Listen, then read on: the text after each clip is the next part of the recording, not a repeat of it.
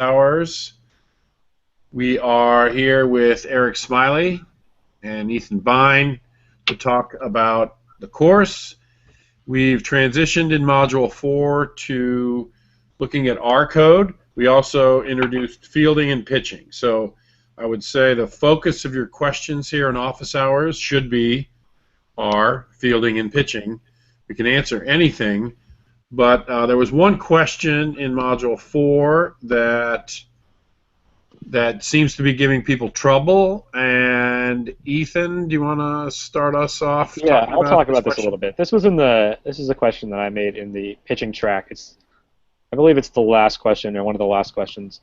So it's when we were talking about FIP and XFIP, and I just wanted to throw out this metric, which is pretty simple. It was in a SQL question earlier in the course. It's just strikeouts minus walks per batter faced.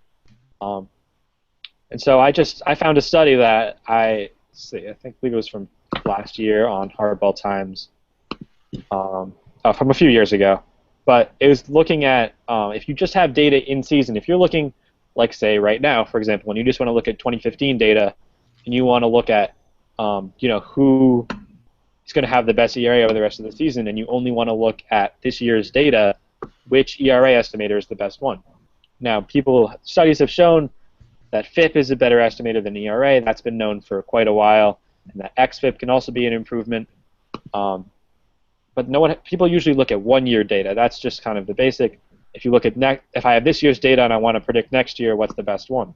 So this study was looking at if you only have half a season of data, and the difference is half a season of data is that you have even less information about a pitcher's skill. You can think about it like if you compare like 5 years of data. ERA is going to be probably a better statistic than FIP at looking at a pitcher's skill, because there's some things that FIP doesn't capture that are going to come out over a long sample size. And that's similar to a half season versus a full season, where the metrics that you want to look at change over that time frame. So this was a little bit of a tough question. I only gave 2 tries originally. A lot of people were struggling with it, so I just added a couple extra tries. So now everyone should have 4 tries. So if you we're struggling with this strikeouts minus walks question, you can go in and try it again. I can go over the questions a little bit. So one thing is that the difference between FIP and strikeouts minus walk ratio is that in FIP, a walk is weighted higher than a strikeout. And if you read one of the readings we talked about, or one of the readings that was below the video is an extra reading, it's basically just because the run value of a walk is higher than the run value of a strikeout, and that just comes from linear weights kind of thing. But that's when you're trying to look at past value. You're trying to say how many runs should this guy have given up. When you're trying to just look at what a pitcher's skill was, or trying to predict what they are in the future, you don't necessarily have to worry about how many runs it was worth in the past. And since walks are weighted higher in strikeouts, but maybe if you only have a half season of data, a strikeout is going to tell you a lot about how good that pitcher is, and maybe a little bit more than a walk. So even though a walk hurts you more than a strikeout helps you, a strikeout tells you a lot about how good a pitcher is. It's one of the most important things in pitching, and maybe a little bit more predictive of what is going to happen in the future than strikeouts are, or than walks are. So that way, if you just do strikeouts minus walks, they're both weighted the same. That could be a reason why that might be better in half a season. It's a little bit of nuance there, but that could be one reason. Home runs aren't completely meaningless in the first half. They do have some meaning, of course. Guys who are going to give up fewer home runs, of course, exist. It's a pretty important skill. It's part of the reason why it's in FIP. And guys who have lower true talent home run rates are going to give up fewer home runs in the first half. But it's not going to be as easy to tell, and there's going to be a lot of variance involved. Let's see. Yeah, and again, home runs allowed over half a season, maybe not going to be very indicative of a pitcher's skill. Over a full season, though, it's definitely something that you might want to consider. And if strikeouts minus walks is completely ignoring home runs, eventually, once you start getting an idea of what this pitcher's home run skill is, it's important to take that into consideration. And that's why over half a season, you might just want to use this basic metric, strikeouts minus walks. Once you get into a full season, you start incorporating more data, then you want to say, okay, well, now I know some more about this pitcher. Now I can really get a good sense of his home run rate. and that's why over this full season you might want to use FIP, or an XFIP maybe is a little better, or somewhere in between. Good. Anything else you want to talk about? I think that's strikeout minus walks. I think that's good for now. I actually always have liked strikeout to walk ratios. It's really easy to see, and if you have sort of a benchmark in your head, you can easily calculate it just in your head and look at that. So that's a quick and dirty metric I really like to look at all the time for pitchers. It's certainly not as good as more advanced DRA estimators that we talked about briefly in the introduction to pitching in Module 4, but it's nice and quick and dirty. The idea of taking different pitching metrics and seeing when they're really relevant, like this study in the Hardball Times, is really intriguing, and students should be aware of this. So I really want to applaud Ethan in his question to have the learners think more about how to look at data and think about what you're trying to evaluate in terms of value and in terms of what the pitcher can offer to your team, to any team. So, Eric, any thoughts on that question and the whole idea of metrics for pitching? Not really. I think it's always good to keep looking for new pitcher stats, especially predictive ones for the future. And K minus walk percentage is a really nice mix of easy to calculate and very useful. So it's on it. I mean, I didn't really know about it either until Ethan started talking to me about it, but it's a really, really good metric if you're looking for something simple but effective in predicting future performance, especially over a small sample size. Agreed, and thank you again, Ethan, for the question. Let's move on to the questions that were put into the Google Hangouts, and the one that's gotten the most popular, dings on it is this question here: what impact does increased shifting have on UZR and DRS calculations? By Richard Jackson. Thank you, Richard, for the question. Hardcore baseball fans may remember the Brett Lowry story. A couple years ago, Brett Lowry shows up as the leader of the WAR boards at Baseball Reference. So Baseball Reference has this scrolling, WAR leaders page, and Brett Lowry popped up right away. Now, what was happening was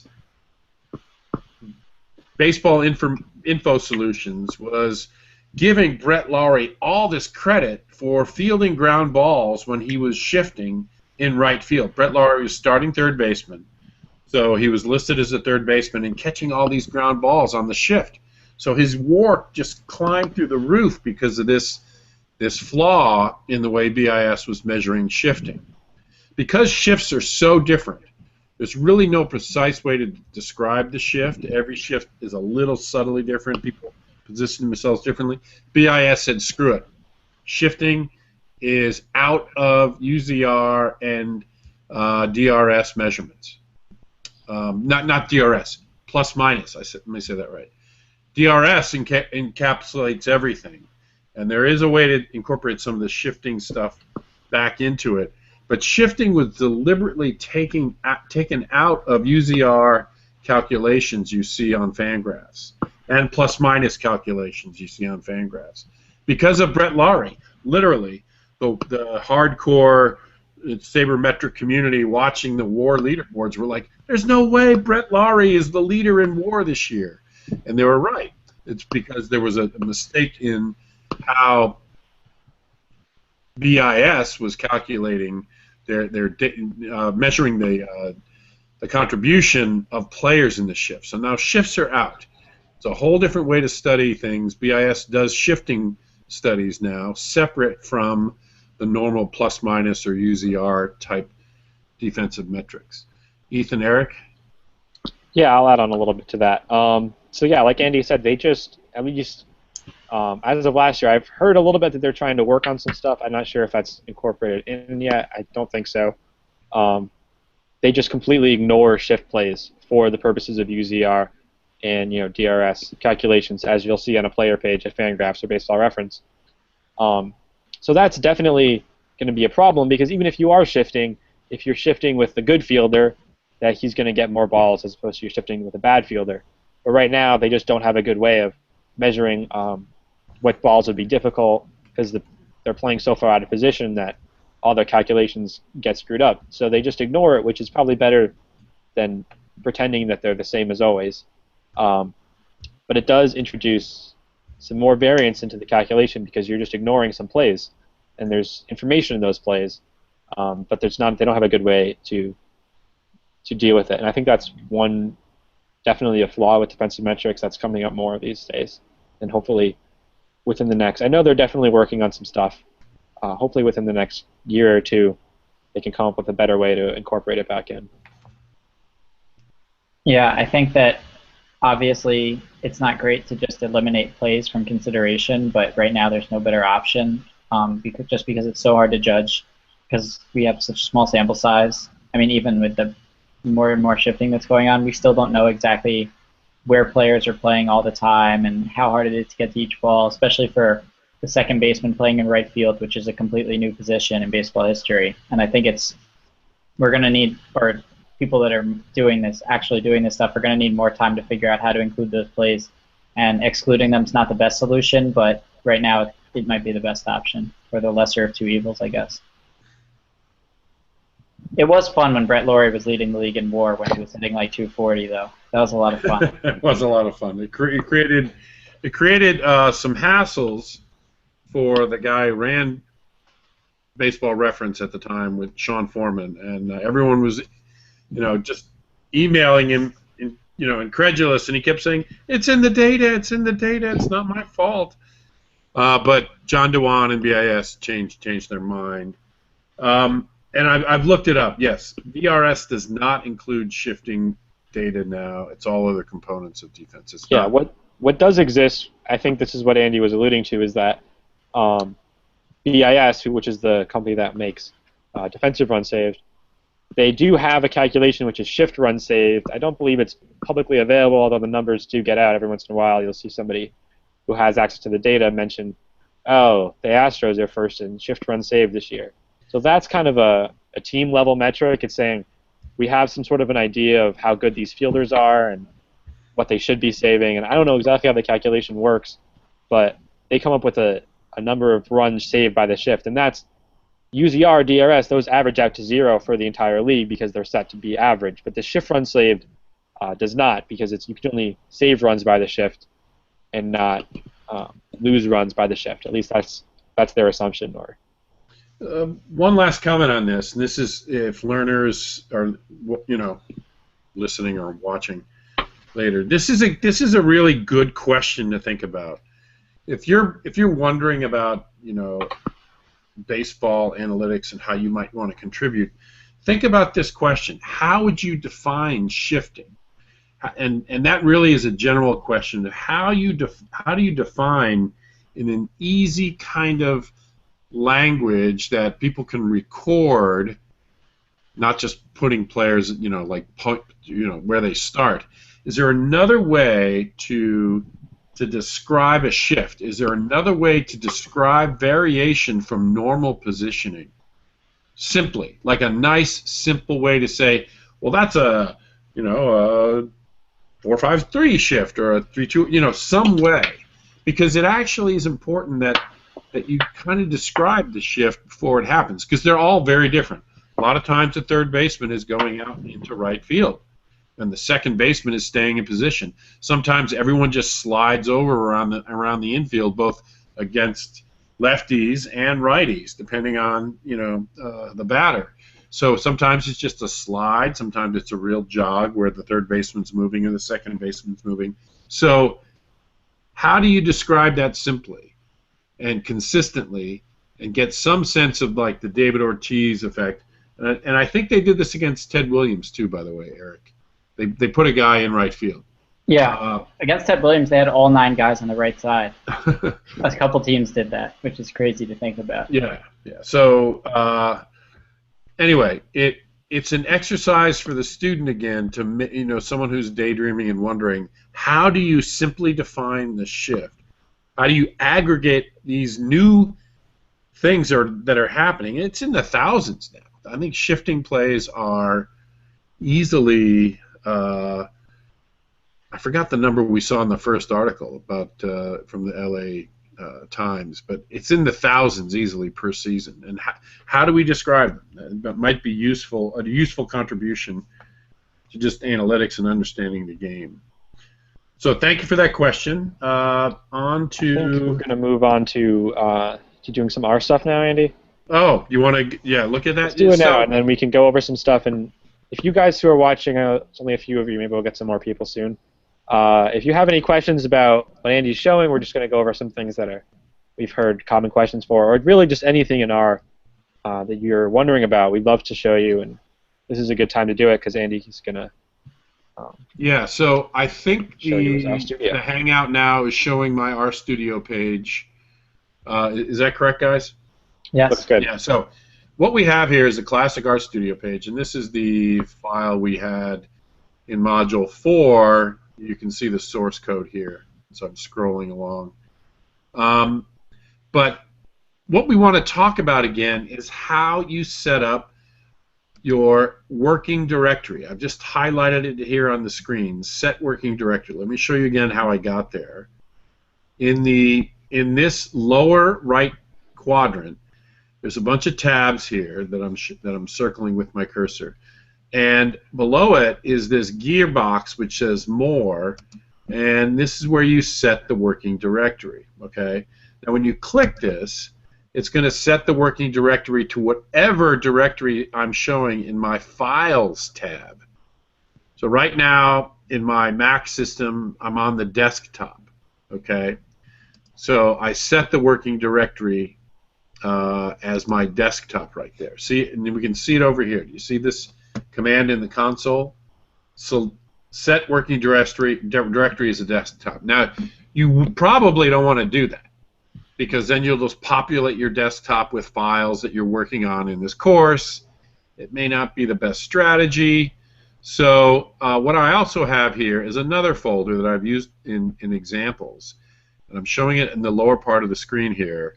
It's called Sandbox and R Data Files.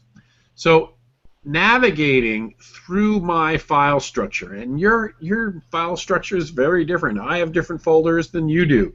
You just have to be comfortable navigating the file structure of your operating system. And in this case, RStudio's on my desktop. If I just click on that, now I get the folder that is my working directory. So under the desktop, I have Sandbox and R data files. Now I'm going to set that as my working directory. I just go to the gear, More, Set Working Directory. Now you can come over here and see in the console, I just ran Set Working Directory. Now I've got my directory here. So when I do things like open a file here, oh, where am I? If I come to RStudio and say Open File, it's going to come to the dialog box. Oh, actually it didn't. I just lied to you. But I'm navigating my system, and here is my working directory for my course files here, for my course files. I'm going to cancel this. There's another way to set your working directory. Can you see the top banner here when you're looking? Can you see the tools page? No. Okay, so you're not seeing any of this. There's another way to set your working directory. If you go to the top line in RStudio, you go to the Session pull-down menu, Set Working Directory, Choose Directory. Let me say that again.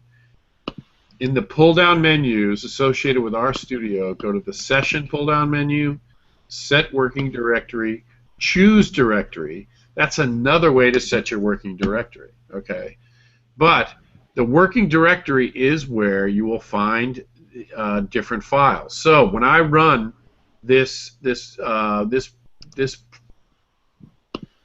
command right here, if I'm going to run this command, read CSV file.choose function. If I run that command, it's going to choose a file, but it's going to start in the working directory. So here's where if I run it, I'm going to get a dialog box. You guys can see that, right? The dialog box? Can you or not? No, cannot see okay. the dialog box. Well, it's there, but on your computer it'll show up, but it's not part of this Hangout. But it's going to be it's going to go to the working directory to look for your CSV file that you want.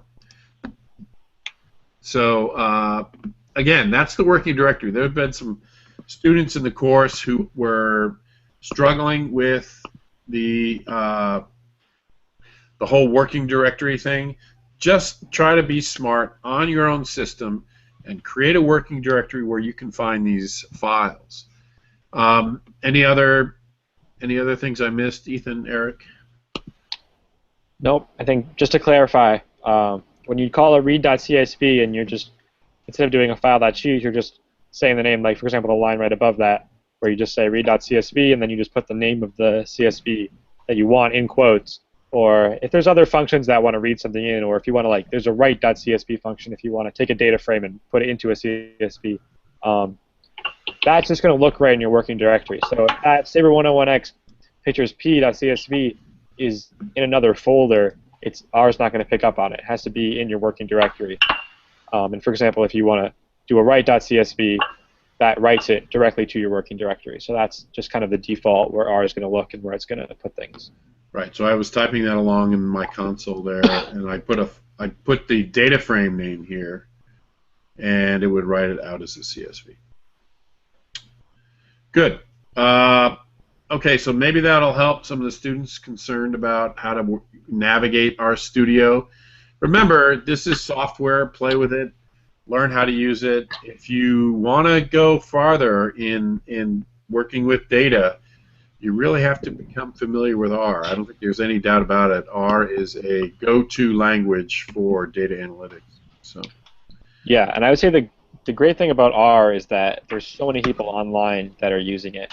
And if you want to do something, even if it's something that you think is specific, you're almost definitely not the first one that's tried to do it and it hasn't worked or somebody's asked about it. So if you have something that you want to do with R and we're not covering it, and that's almost certainly going to happen because there's so much you can do with R, I would just put it into Google, and there's several message boards. Stack Overflow is a great website where people question and answer about a lot of things, including R code, and there's so many questions and answers, and someone's probably done the same thing that you want to do, and that's just a great way of picking up new tricks with R, and it's just a great way of learning the language. We're going to cover the basics here, but if you want to go and do a project yourself, you're probably going to be able to do a lot of it from what we teach you, depending on how complicated you want to get. But if there's something that you think you can do with R and you're not sure how to, go look online, and there should be some good resources out there. And hopefully with the tools we've given you in this course, you can understand those resources a little better. Yeah, I want to second that, because Stack Overflow is a really good resource, and when you Google something, usually Stack Overflow will pop up as one of the top Google searches, because it's very useful. There's a lot of the internet community working with R and SQL who like to help learners and answer these questions for even beginning learners. So don't be afraid to Google your question and look for answers there. Eric, anything? Stack Overflow definitely saved me in a couple of my math classes, so I can't recommend it enough. I just saw this article the other day. Computer programming to be officially renamed Googling Stack Overflow. About right. I think that's about right. That's good. That's really good. But yeah, seriously, if something's not working for you, whether it's SQL or R, and you Google it, odds are you're going to find a good response. And if not, then write in the discussion forum, and other learners or Ethan and I will try and help you out. But yeah, we're all happy to help you. If you Google your exact problem, there are enough people doing this stuff that somebody's had that exact same problem. Yeah, that's good. Yeah, I can't say how many times I've done that. So let's move on to more questions from the Hangout. The second one here is from Biggie Smalls. Biggie Smales. Smales, yeah. I'm looking like, that's Biggie Smales. Smalls' brother. Yeah. Will we ever see a move from starting rotations of 5 pitchers in this era, to more bullpen games? A combination of CC kills Harston Charles Sabathia. Harston Charles. CC went little. There was a great vine. Do you guys see that vine of CC going nuts? Yeah. Oh yeah. Against Ortiz. I'm sorry. We should be serious. No fun. No fun. This is a no fun zone. No talking about CC dancing. Combination of CC kills lefties. Eovaldi good against righties. Now I'm not sure what that would do, frankly. I guess the thinking would be that the opponent can't stack their lineup with lefties or righties. Well, yeah, I guess I understand that, but the people have experimented with this. If you Google Tampa Bay Rays, and they were in April and early May, they were playing with this. Kevin Cash was screwing around with pitchers only going through the batting order twice, and then they kind of yanked them. And it was a strategy. Like, if they get to the third time through the batting order, everything falls apart. And they must have had data and modeling which showed that. I don't know how strictly they followed it since then, but they experimented with it, where certainly in April and May, it seemed like certain pitchers were not getting to the third time in the lineup. So, again, if it starts to work, and there's good reason why it might. I mean, if you look, you can go to Baseball Reference and dial down to a page to look at, the third time through the order, and look at OPS numbers, just simple OPS numbers, and you can track how, the third time through the order for a pitcher actually, OPS starts rising. So, if that's a model you want, then maybe you go away from 5 starters and 7 or 8 relievers in your pitching staff to, 8 starters. And you're pitching, you're rotating every 4th game, a pair that are going to come in. And maybe you're right. Maybe what you do is you do righty-lefty or something like that. But the idea is that you don't get to the third time through the order, I think, is the principle behind some of the efforts to this. So, I don't know if it's as much a lineup construction issue as much as it might be a effectiveness thing. Yeah, you decrease if you. When Ethan and Eric talk, I'm gonna try to find the link that shows these data on baseball. Yeah, I actually. Well, this is a different one. I think you're talking about.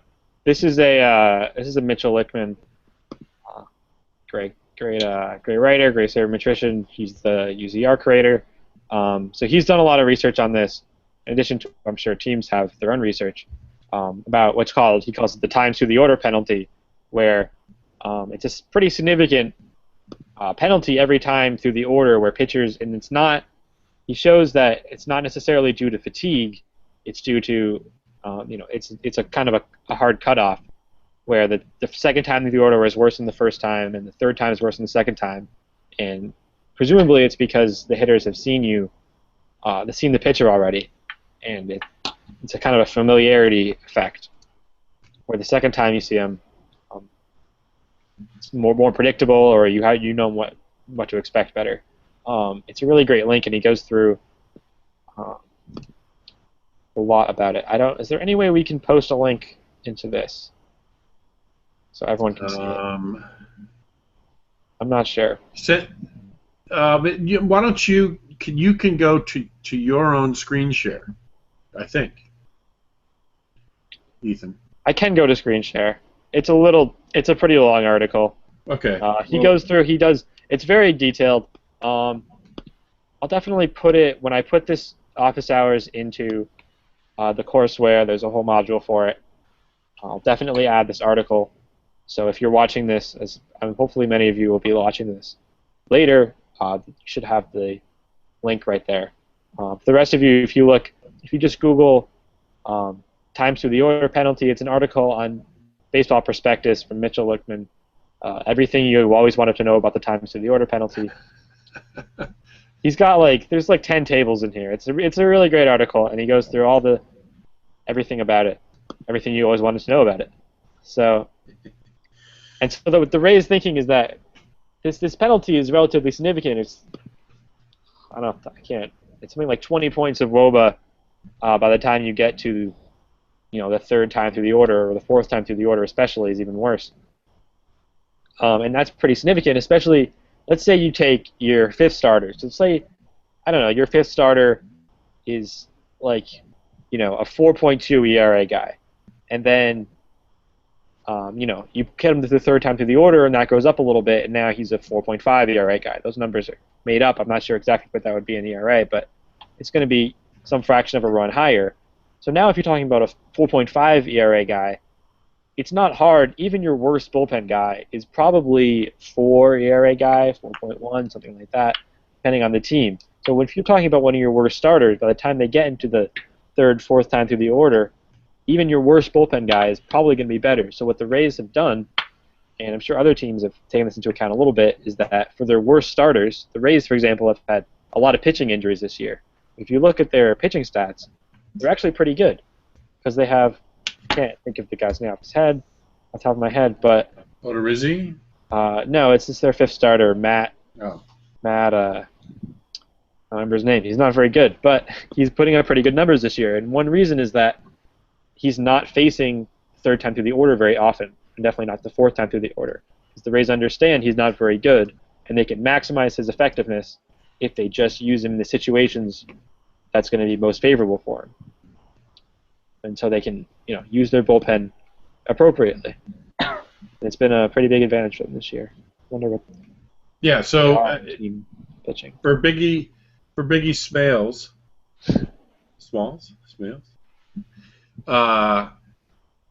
people are looking at it, and I'm not sure if, like you said, there might be slight advantages for the lineup, but it's really this times through. I like the phrase that MGL has, times through the order penalty. That's really sort of a known thing. So, good question, Biggie. Next, by Arthur Wesley, and the impact of the strike zone in the pitcher stats and the okay, so I think he's getting at the idea, what is the value of the umpire on the pitcher's performance? Is that kind of what I'm reading? Maybe also a little bit about catcher framing. Catcher framing. Talk about catcher framing. Yeah. That's but it's also another part to this, the organic relation you mentioned here in quotes. That's another part, okay? The idea of calling the game. There's this signaling between the pitcher and the catcher. They signal what they want to throw. The catcher has to know what pitch is coming. It's just basic baseball.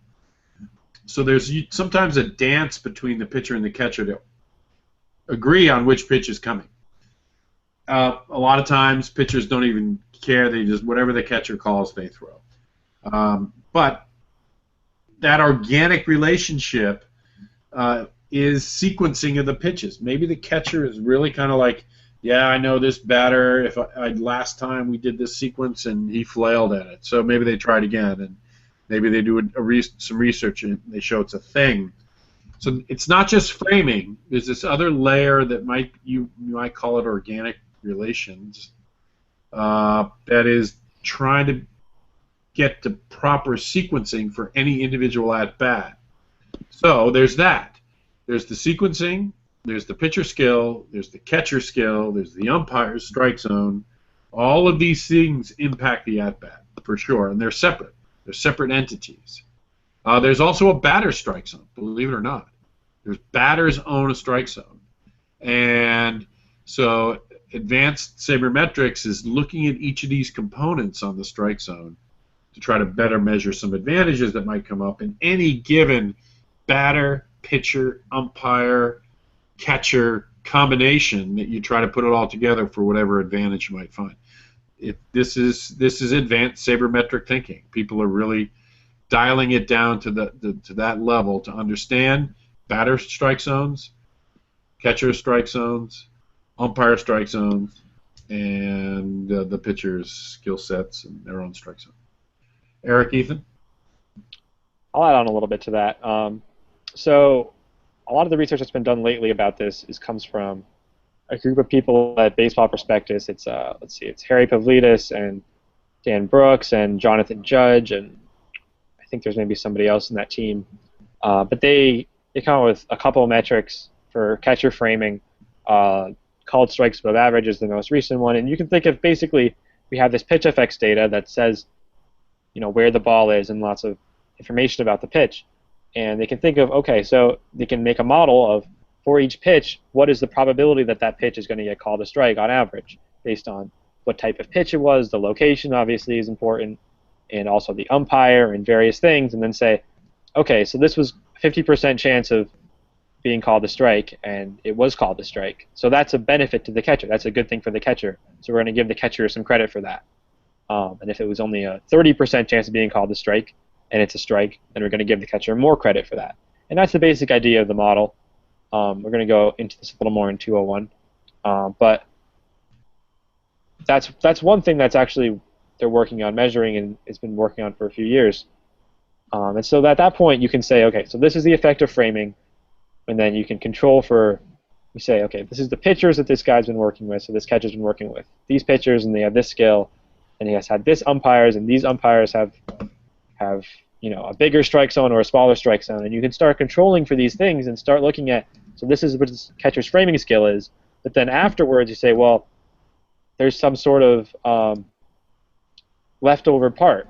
Say, well, we know what the pitchers he's working with, we know what the umpires he's working with, but still, these pitchers are doing better than we'd expect. And what's left is game calling, or whatever you want to call it, pitchers in relationship with the catcher. And that's the last part of this that they've kind of just been starting just a few months ago to put out a little bit of. I know A.J. Ellis is one of the guys who's graded out pretty well, even though he's not necessarily a good framer. Pitchers have been known to say, I really like working with A.J. Ellis, and turns out there are some numbers you can get to back up that maybe A.J. Ellis is good at calling pitches, just good at having the pitcher be comfortable with him, so the pitcher can do better. And those are the more maybe things that we would have maybe said are unquantifiable or more human about it. But it turns out if you take out all these other things that are quantifiable, what you're left with is some sort of measure of that relationship. Agreed. Yeah. Well done. Well, someone should package that. We should get this YouTube transcribed, and we should write up what Ethan just said and put it on the web for all our learners. That was really nice, succinct, very good summary. Eric, do you agree? Are we going to give Ethan a little love here? I do agree. I think that was very good. The only thing it's not really add, just to really summarize what Ethan said, it's kind of intimidating to think about measuring catcher framing and pitch and calling a game and umpire strike zones and pitcher strike zones and pitcher movement and all these things, because they're all so intertwined and it seems very hard to separate them. But there are these metrics coming out, like the one he was talking about from Baseball Prospectus, and there are smart people working on these things to try and isolate each one of these variables and figure out which catchers are good at this and which catcher is a good framer and which catcher can call a good game. And it's kind of cool to have data to back up these claims that have been going back 100 years, that this catcher really knows how to call a game. And who knew, maybe A.J. Ellis really does know how to call a game, and that has value. And it's really cool to be able to see that value quantified in some way. And blocking, too, by the way. Right, blocking. There's so many factors that go in, and it's so easy to just say, oh, that catcher's good or that catcher's bad. And he's probably good at a couple things and bad at a couple things. Mike Trout doesn't have a great throwing arm, but he's a great baseball player. Maybe Yadier Molina's not good at blocking the ball, but he's good at everything else. I think he's actually good at everything. But it's going to be interesting to see which catchers are good at which things, which catchers are five-tool catchers, which of them can do it all. And I think it's another part of the game where we can try and look for real data in places where we didn't really have it before. Yep, I agree. Next question. Some books about ballpark effects. I don't know any book about ballpark effects, but there's articles. If you Google ballpark effects, you'll see a lot of people talk about it. I mean, there's some ballparks that are extreme. Obviously, this year I think it's Dodger Stadium is the best pitcher's park. Yep. Petco has jumped out of that one position of being best pitcher's park into being just a good pitcher's park. Hitter's Park is still Coors Field by a big margin, but there's lots of articles on these things, and we'll do a look at park effects in Module 6. We'll have some R code and some thoughts about how to think about park effects in Module 6. So that code and that thinking is the question is very good because it leads into what we're going to be doing in Module 6. So great minds must think alike, right, Arthur? Yeah, no fun zone. Start, Arthur. Good question.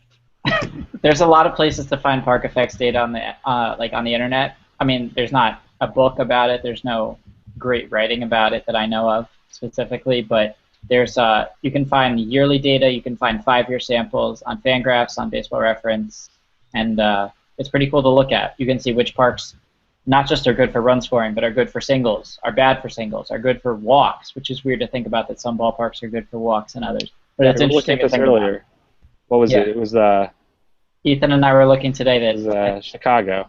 U.S. Cellular is very bad for walks. It was like 7% extra walks, which is quite a lot for a park factor. This is over a 5-year sample. It's been 7% extra walks above and beyond. These are all control for the pitchers that play there. It's not just that the White Sox have given up a lot of walks. It's that they've given up more walks at home than on the road, and same with it. So there's something about that ballpark that makes people patient, or it's good visibility. It's something. Up in the air.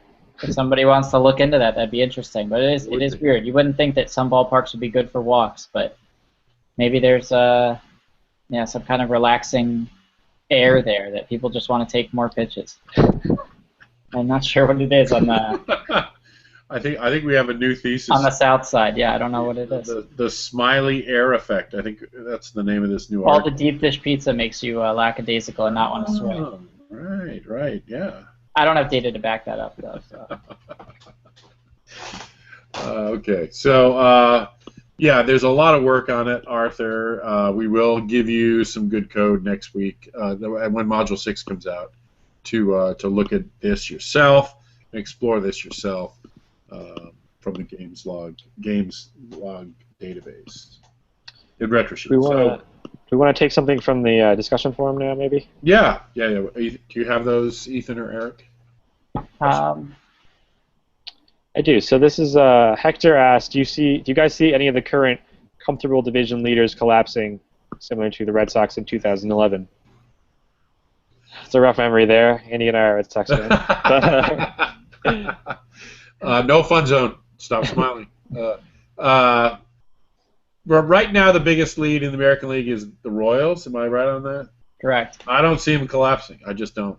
There's nobody in that division. Yeah, I'm not. I'm going to take the over. If you want to, go out on a limb and say the Royals suck, they're going to collapse, I'll bet you a few hamburgers at Tasty Burger or something. I don't know. But I don't think it's happening. I really don't. I think the Royals are legit. They have a good lead, and they're going to stay that way.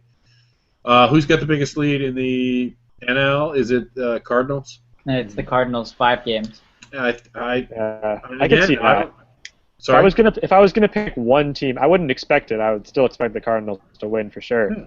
But if I was gonna pick one team, not that I don't like the Cardinals so much, but just that 5 games is, it's a good amount, but it's not so much. And there's some other great teams in that division. The Cubs and the Pirates are quite good. So if I was gonna pick one of those teams, obviously the Mets and the Nationals and the Yankees and the Blue Jays, those are all pretty tight races. But of the bigger races, that would maybe be the one most likely to surprise us at the last minute. Well, we can get analytical about this. You go to both Baseball Prospectus and Fangraphs and look at playoff odds. And what they're incorporating there is not just the future schedule, which they are. They're looking at the team matchups. They're also looking at the projected WAR for the season and the rest of the season. And they're saying, well, these teams are constructed this way. They look pretty good. Maybe they're underperforming, and maybe they'll have a chance. So they play out a simulation of the rest of the season and pick playoff odds. It's actually pretty interesting stuff, and there might be a way to look at those numbers like Ethan's doing and pick an underdog who might, I don't know, take over the Royals or the Cardinals now. So the Cardinals are, like I said, 5 games ahead of the Pirates and 8.5 ahead of the Cubs. So Fangraphs has them.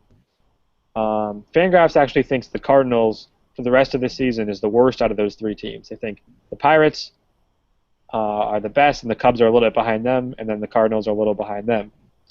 But of course, the 5-game lead or the 8.5-game lead is it's pretty big. So the Cardinals have a 73.8% chance of winning the division according to Fangraphs, 22% for the Pirates, and 4% for the Cubs. So that's actually 4% for the Cubs. Yeah. So that's actually, I mean, the closest divisions are the NL East and the AL East. But then the NL Central is one to watch maybe if you're looking for one that's maybe a little more surprising. What about the Astros right now in the West? Astros Fangraphs has them at 53% to win the division. And toss-up. Who's winning the Angels and the Astros? And the Rangers are about 5%. They have a better shot than the Cubs do. Interesting. I don't. My instincts are take the other. I guess that's the Cole Hamels thing. I think it's also that the Cubs are trailing 2 good teams, and the Rangers are trailing 2 okay teams. Right. It does take into account schedule, no doubt. So It could be there's a schedule. Yeah, that's maybe. Right. So if I had to say one thing about the division, so it's not that big a lead now, but it would have been 7 days ago. So the Yankees were about 6 games up about a week and a half ago, and now they're 1.5. And there are multiple factors working in the Blue Jays' favor right now. 1, they have 10 games left against the Yankees. 2, their run differential for the entire year. Andy talked about this in Module 3 a lot. Runs to wins estimator, or not runs to wins, but Pythagorean expectation. So the Blue Jays actually have a very, very good run differential and only a pretty good record. So we actually expect them to perform better going forward just based on luck and factors like that, because it's probable that they've gotten a little unlucky based on their run differential. So we think that sabermetrician would think that the Blue Jays are actually better than their record right now. And the third factor working in their favor is that big run differential, they actually have the second best run differential in all of baseball behind the Cardinals. They got that huge run differential. They're that good, and that was without David Price or True Tulowitzki. So going forward, we expect them to be an even better team than the one that put up the second best run differential in the majors. So the Blue Jays are really, really good, and they're only a game and a half behind the Yankees. They have 10 games left with them. It's going to be hard, very, very hard for the Yankees to win this division, and the Blue Jays are a legitimate threat to win the division and win the World Series. And Fangraphs backs that up. They actually have better World Series odds, even though they're in second place right now, than the Kansas City Royals. So if there's one team to watch down the stretch, it's the Blue Jays, who have been really good, just got a lot better, and have a lot of games left against the Yankees. Yeah, you gotta love what the Blue Jays did at the trade deadline. I mean, that was key, and it's not like Jose Reyes to Tulowitzki is an upgrade, and they gave parts to get that, and then they gave Norris essentially for Price, Norris and parts, but those were very, very slick moves. What are the Astros playoff odds? You said were 53. Yeah, that's for the That's for the division. Oh, not wild card. Right. Yeah, they're at about 80% to make some sort of playoffs, and about 67% to make the full divisional series. Good. Well, so this kind of question is that was in the forums. You can start looking at these different ways to analyze the rest of the season and look at these probabilities. BP does it a little different than Fangraphs, but they're essentially agreeing mostly. If you look at it, I doubt there's a whole lot of disagreement just on the margins between the two systems that sort of project the rest of the season and making the playoffs. So we can actually apply some analytics to those questions about collapsing. There's no guarantee that anything is going to happen. If you'd have polled Red Sox Nation in mid to late August 2011, they would have been high on the hog. It would have been like, yippee-ki-yay, we're going to the World Series. But it did not happen. An epic collapse in September was what was in store for them. So there's a probability all the teams right now could do that. I think the odds are long that you see epic collapses because they just don't happen that often. They just don't.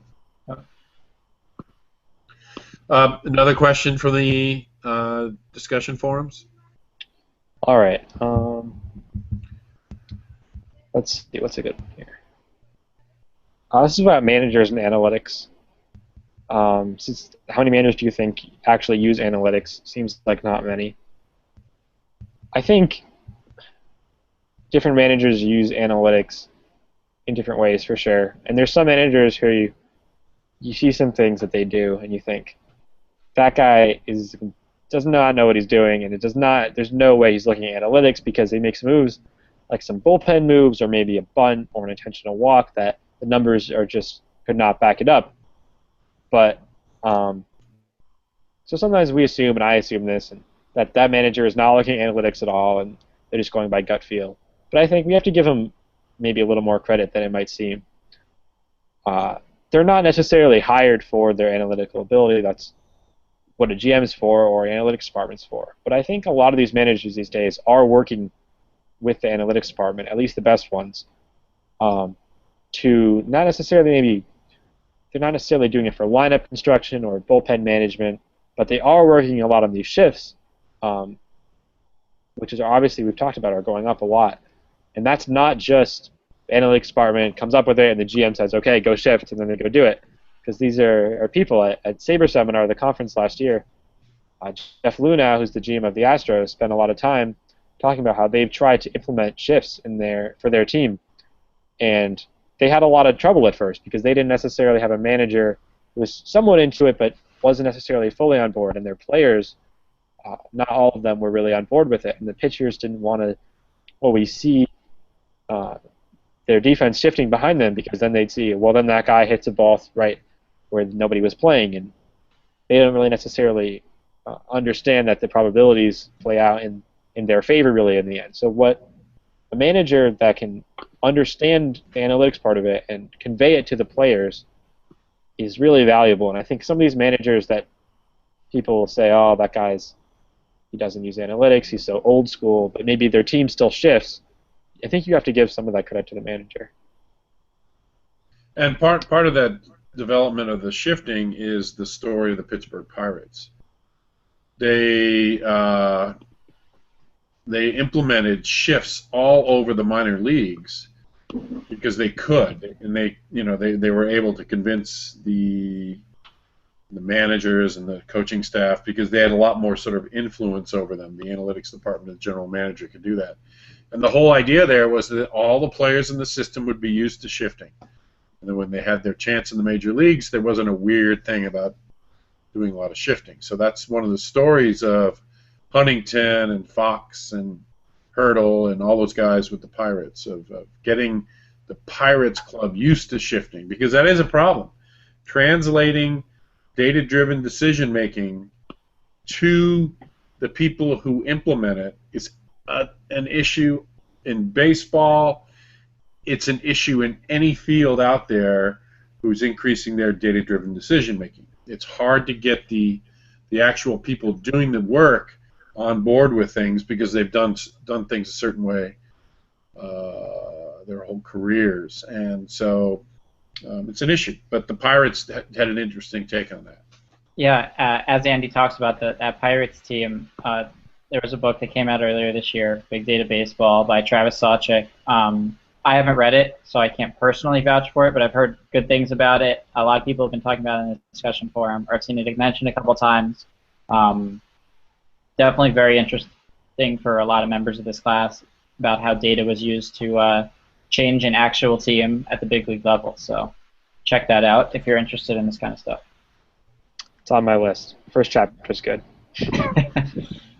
So at least read the first chapter. That comes recommended for me. The three of us are busy creating this course. Right. To teach sabermetrics. So we're not necessarily reading every other book out there. So, well, we should write a book on ballpark effects. Obviously, there's a glaring hole in the. Oh, that was a joke. I'm sorry. That was. Oh man, no fun zone. So, what else do we have on the discussion forums?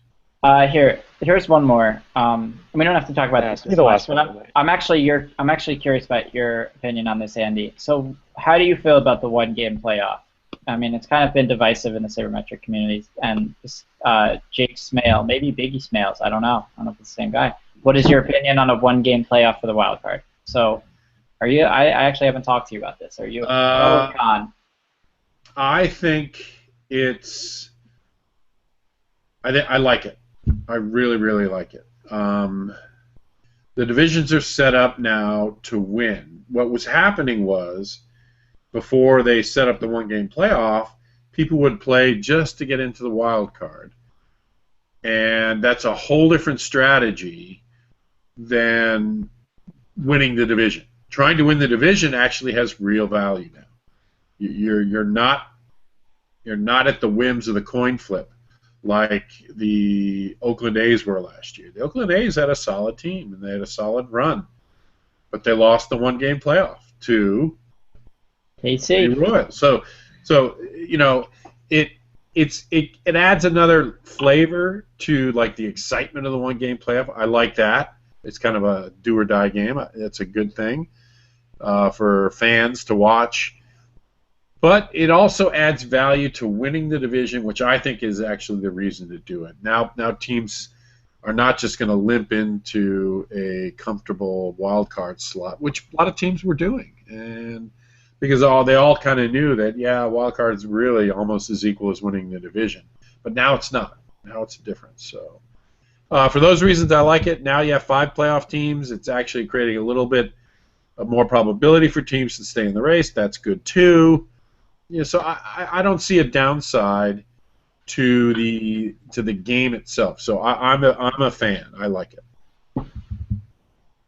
What do you guys think? I think that I like what you're saying. I like that the divisions are now incentivized. I think it was the Yankees and Rays a couple years back that really broke the camel's back, so to speak. They were just not even trying in September because they were both guaranteed a playoff spot, and they didn't care who won the division. That was not a great look for baseball. So I think that the wild card has really helped with that. The one thing I don't know if I'll ever be okay with is baseball coming down to a one-game sample, especially between teams that may have a record difference of 6 or 7 or 8 games.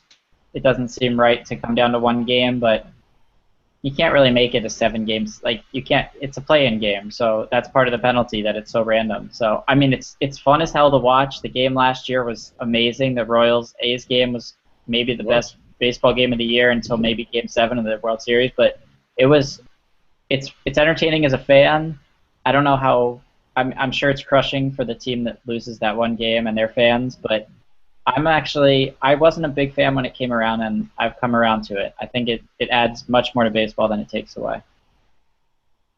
Ethan, do you have a view on this? Yeah, I agree. I think everything that's been said, but also just having one more playoff spot, just the simple fact of that now more teams are in contention. That's always good because, it does change some of the aspects of the trading and all that, but mostly it's just fun to feel like your team has a chance. Even if you only get in the second wild card, you only get to play one game, you could be the second wild card. You could turn into Kansas City.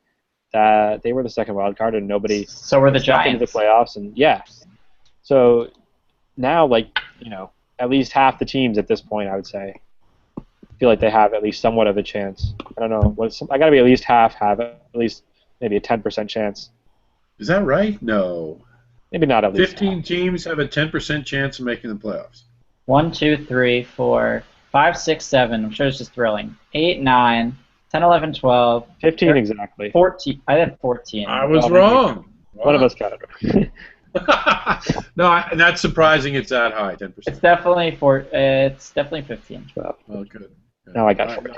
I was proven wrong. That's a good rule of thumb to sort of keep in mind. If you're in August, half the teams have a 10% chance. Yeah, half the teams. So it's fun. If you're a fan, if you're a fan of the Red Sox, then give me the Red Sox probability. it rounds up to 1%. Very good, very good. So why don't we wrap it up there? Ethan, Eric, anything else? I think that's it. Keep posting in the discussion forum. Ethan and I check that probably more than we should, but we like answering your questions. And definitely use Google for your R and SQL questions, because when you ask me something, odds are I'm going to type it into Google and try and figure it out if I don't know it. So if you want to try it yourself, definitely a good strategy. Very good, very good. Yep, we got Module 5 coming out next week, and then we'll probably try and do another office hours. Maybe we don't know the exact date, but we'll try and do one maybe after Module 5 releases. Yeah, that makes sense.